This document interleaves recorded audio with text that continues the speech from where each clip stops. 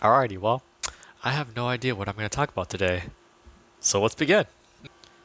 So, why is The Richest Man in Babylon one of the books that I always talk about, that I always come back to for some reason?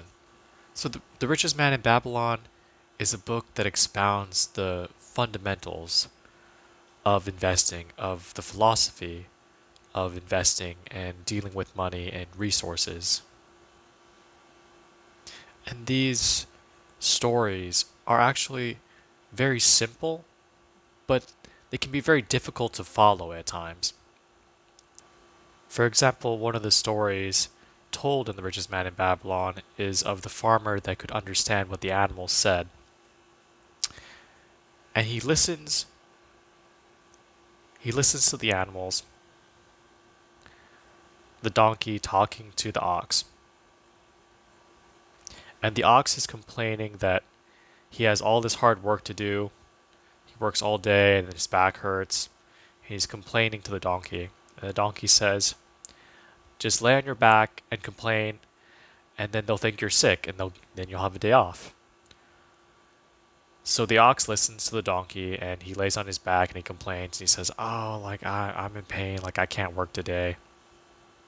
But what they don't know is the farmer's listening in on this. So the farmer tells his worker to go and hitch up the donkey to the plow.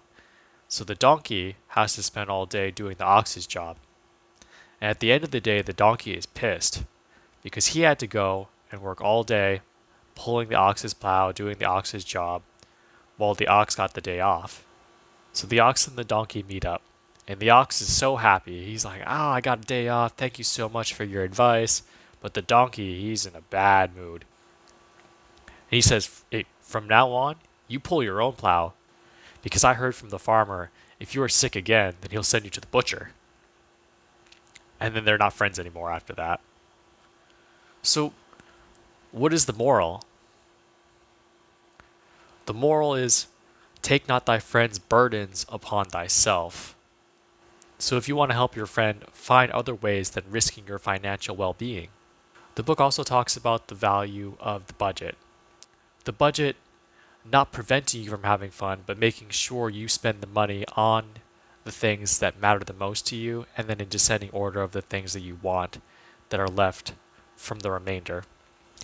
And then having a certain amount of money, that 10% set aside, that is able to grow and compound over time.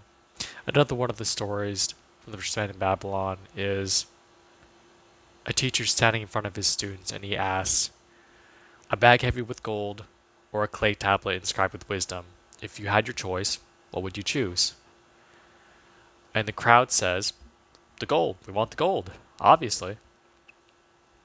But the teacher knows better. The teacher says, look, look outside the wild dogs. They howl and wail because they are lean with hunger.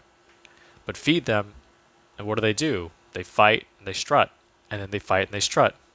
And on the next day, they wail with hunger again. So it's expounding this idea that wisdom is actually more valuable than gold. The person who obtains wisdom can obtain gold, but the person who doesn't have wisdom, that gold which he has will be lost. And there's so much more depth and wisdom the more you read into this book. But anyway, this is not financial, medical, or low hospital advice. Thank you very much for watching, and goodbye. Oh yeah, remember to dislike and unsub. And also goodbye.